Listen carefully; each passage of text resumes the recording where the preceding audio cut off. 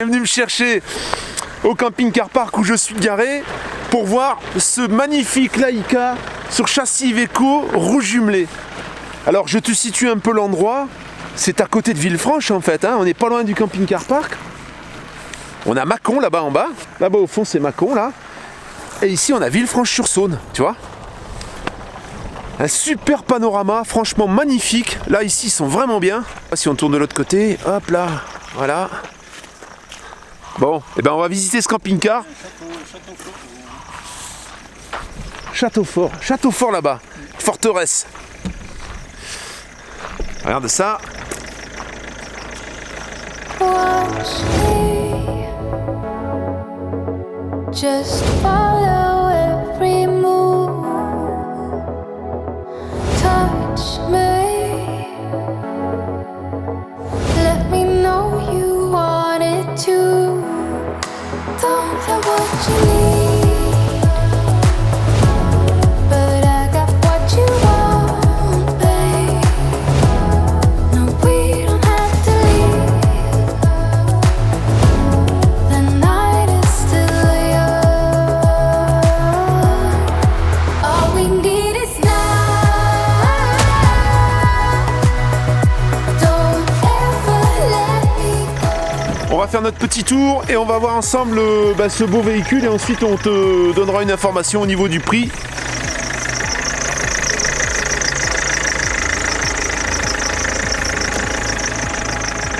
Ça tourne comme une horloge.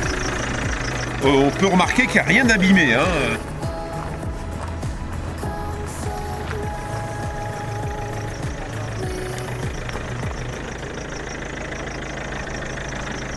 La soute sous le lit à la française, puisque c'est un lit à la française. On a l'emplacement pour les 2 bouteilles de gaz. Le marchepied, donc, il est sécurisé sur le côté par 2 attaches, parce qu'il a tendance à descendre. En fait, il fonctionne, mais il a tendance à descendre. Ici, donc, on a l'emplacement pour les 2 batteries qui seront de toute façon, je pense, à changer, parce qu'elles paraissent vraiment insuffisantes, elles sont petites. On a un marchepied supplémentaire pour accéder à la cabine de conduite, hein. Les pneus, c'est bon, hein, ils ont un peu plus de 2 ans. Autant devant que derrière, hein, les pneus sont en bon état. Ils sont passés au contrôle d'ailleurs et ils sont quasi neufs, pas très loin du neuf. On a une fissure au niveau du pare-choc et les clignots, les transparents de clignots sont pas très transparents. On est bon contrôle, hein, il vient d'être placé il y a, je crois, il y a 2 mois, à peine 2 mois. Bon voilà, hein, les clignots, comme je te l'ai dit. On a donc un double plancher traversant sur toute la surface du véhicule, les roues jumelées à l'arrière, puisqu'on est sur un châssis en propulsion Iveco, donc châssis Iveco. Ça, c'est l'accès pour le WC nautique. On est sur un WC nautique, on a 70 litres de contenance. Donc les parties hautes, comme tu peux le voir, sont impeccables. Pas eu de touchette.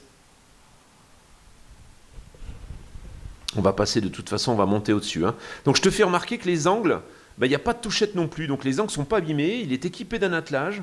Donc je précise pour les angles, parce que une caméra de recul également. Je précise pour les angles parce que c'est assez rare que ce ne soit pas touché. Et si il te faut les retrouver, c'est introuvable. Tu ne peux pas les racheter. Alors une échelle donc pour accéder au toit, dont le toit n'est pas très propre, mais le véhicule est dehors, hein, donc forcément... Voilà, on a 2 panneaux solaires de 80 watts qui sont des panneaux souples. Donc je pense que ça, il faudrait peut-être faire un petit upgrade aussi. Tu as des déflecteurs devant chaque lanterneau.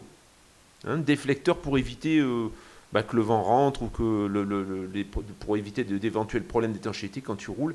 Les joints ont l'air corrects, mais je pense qu'à terme, il faudrait peut-être y mettre un petit coup de dip étanche en préventif. On a une antenne omnidirectionnelle qui n'est pas une parabole. Et alors, ce que je peux faire remarquer dans les petites choses à faire sur le toit, c'est les cheminées. En fait, là, tu vois, il manque le chapeau de la cheminée, là. Et là, on a un tuyau en caoutchouc, en plastique, en fait, hein, en PVC. Motorisation 2,8 litres.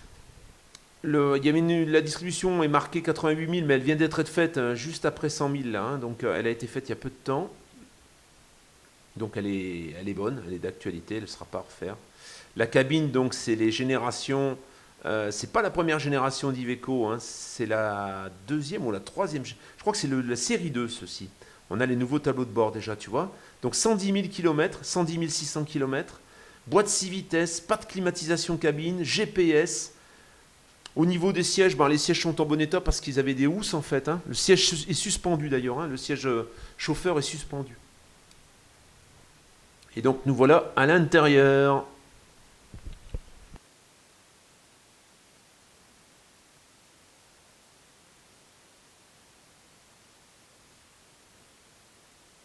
Un joli salon en L donc.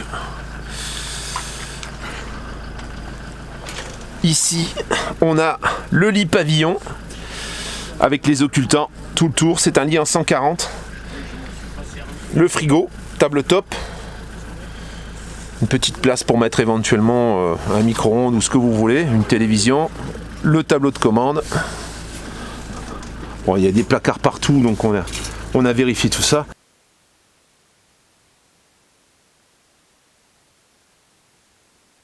Un four qui est tout neuf.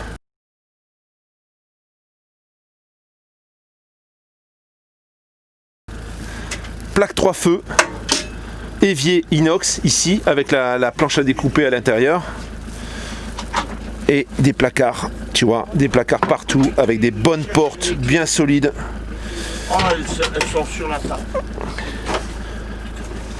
Ici donc une belle penderie. Le Trouma, ça c'est le Trouma. Voilà. Une particularité c'est ce bac en fait.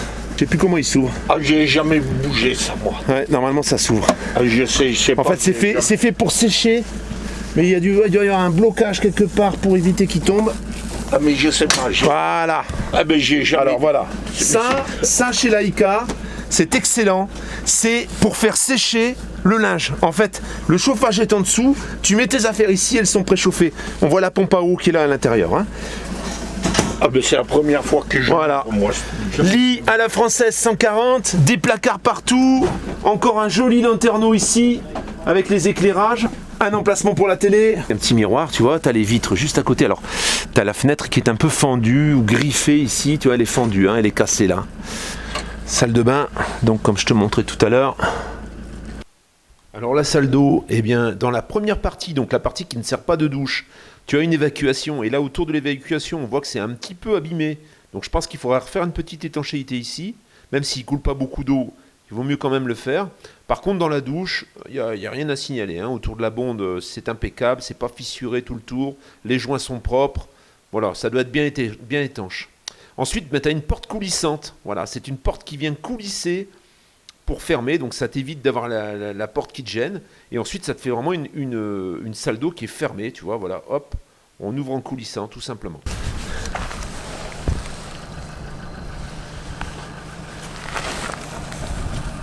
la roue de secours.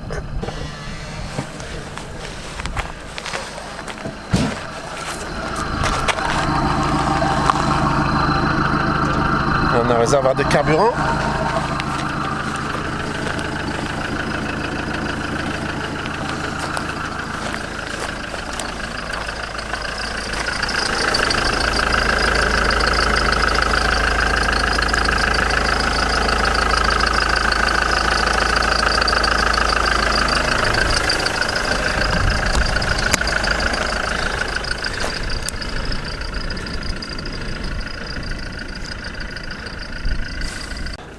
Ici donc voilà, on a ça, c'est un peu cassé, c'est à l'intérieur donc c'est encore étanche, mais du coup au moment où on ouvre la vitre, c'est au niveau du support de compas en fait.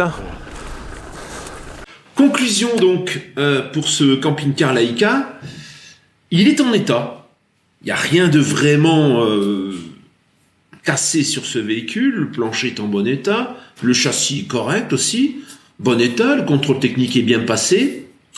Il y a quand même quelques petits trucs à faire. Par exemple, sur le toit, comme tu l'as vu, tu as les deux cheminées à remplacer, peut-être faire un petit coup de propre. C'est tout ce qu'on a à faire sur le toit. Le marchepied qui tient pas. Le marchepied, le moteur fonctionne toujours, mais apparemment, il doit manquer quelque chose dans le moteur, ou il y a quelque chose qui doit être usé, et il descend. Ils sont obligés de le sécuriser. Comme tu l'as vu, c'est sécurisé avec des attaches, parce que sinon, le marchepied, il se casse la figure. Il finit par descendre. Tu as les deux clignotants qui sont un petit peu opaques. Si tu veux avoir quelque chose de plus propre, ben, je pense qu'il faudrait les changer, si tu les trouves, mais je pense que ça doit être des Iveco d'origine. Ben, cet angle qui est fendu sur à peu près 5 cm. La chose qui me dérange un peu plus, c'est la fenêtre arrière. La fenêtre arrière, donc à côté du lit à la française, qui est cassée à l'intérieur. Alors, à l'extérieur, elle est étanche, elle n'est pas cassée. La tache du vérin qui vient sur la partie intérieure, là c'est cassé. Donc là, si tu ouvres cette fenêtre, elle va tenir que sur un seul vérin, ce qui est dommage. Je pense que ça va un peu descendre. Sinon, on a sorti le store impeccable. Il n'y a pas de déchirure, rien, tout est ok. Je pense que c'est un bon petit camping-car. Tu auras quand même quelques petites bricoles à faire dessus. Alors l'intérêt, c'est qu'il est sur un WC nautique. Donc WC nautique je disais 70, mais c'est 50 litres. Hein. T'as 50 litres, t'as un réservoir de 50 litres, et à côté de ça, en principe, t'as une cassette qui rajoute 20 litres. Je pense pas que la cassette y soit sur celui-ci. Alors le WC nautique, t'as 2 étages. Hein. Voilà, donc t'as un premier étage que tu vides régulièrement dans le second étage, ce qui fait que t'as pas d'odeur qui remonte. C'est un bon petit camping-car de 110 000 km. Le vendeur demande 16 000 €. C'est plutôt placé parce que avant l'été, par exemple, on les trouve fréquemment autour de 20 000, entre 18 et 20. Hein, c'est les prix moyens. Voilà, donc à 16 000, je pense que ça reste une bonne affaire. Il peut servir tout de suite, tu peux t'en servir immédiatement, tout fonctionne. Tu auras quelques petites bricoles, les petites bricoles que je t'ai énoncées, pour qu'ils soient parfaits. Alors si tu es intéressé, tu connais la formule, hein. Tu m'écris un petit mail ici, et voilà, tu me donnes tes coordonnées, on s'appelle et puis on voit comment on peut faire. Je procéderai par ordre comme d'habitude. Le camping-car est à côté de Lyon. Il est disponible immédiatement. Le tuyau il est dehors pour quand les gens viennent de chercher de l'eau. C'est chouette, hein. Alors tu vois, voilà. Ils font des repas et tout parce qu'ils sont France Passion en fait. C'est génial, c'est magnifique. Petit endroit avec les gros tonneaux là, tu peux voir. L'ancien cuvage. Ah ouais. Là ici, regarde ça. Regarde ça, les gros tonneaux là. Eh ouais, là c'est confinement obligatoire. Le Beaujolais nouveau est arrivé, tu vois. C'est tout fermé. Voilà, c'est tout fermé, pas de Beaujolais nouveau. Enfin, il est nouveau, mais on peut pas le boire quoi. C'est tout un désordre parce que forcément en ce moment c'est fermé. Hein. Ah ouais. T'en veux là du vin? Regarde ça. C'est pas beau ça? Regarde ça. Hop là. Tu prends lequel? Celui-là? Celui-là? Tu veux quel tonneau avec le camping-car? Tu choisis ton tonneau, il te le met sur la galerie. Et ici pareil. Et ici pareil.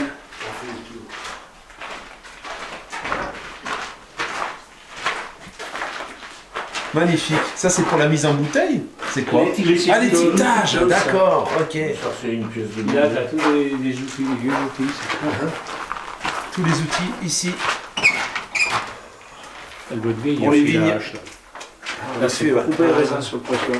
Ah, carrément. Ouais. Moi, j'en ai une, elle est 1848. Waouh.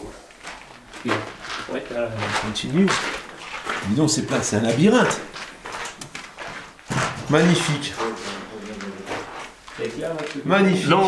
Donc c'est un France Passion. Je te mettrai les coordonnées éventuellement. Bon, en ce moment, t'es un peu confiné comme tout le monde, mais le jour où tu veux y venir, c'est au-dessus de Villefranche-sur-Saône. Pas très loin de Villefranche-sur-Saône. C'est dans le Beaujolais en fait. 10 km de Villefranche-sur-Saône.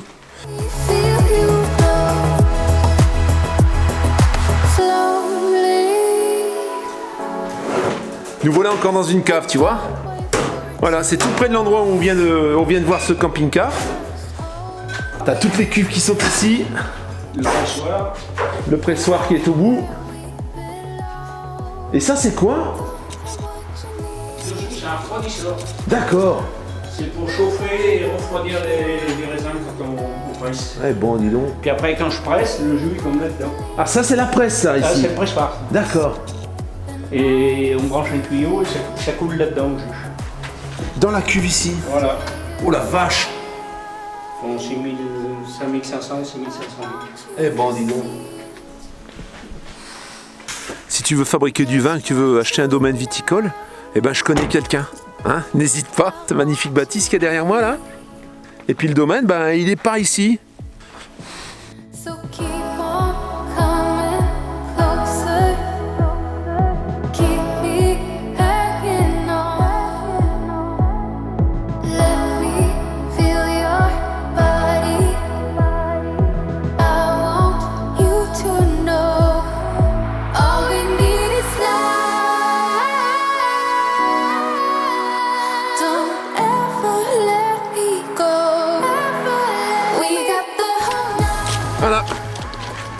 Tu vois. Je visite un camping-car. Et en plus, on m'offre un petit carton de vin. C'était super sympa. Me voilà revenu au camping-car.